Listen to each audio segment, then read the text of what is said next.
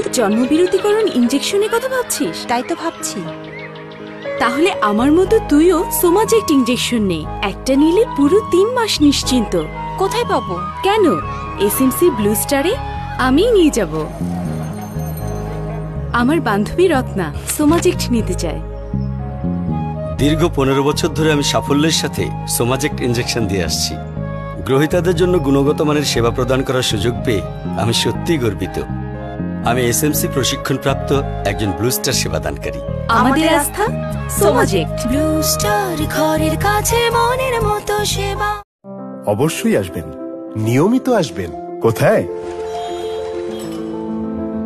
কোথায় আবার?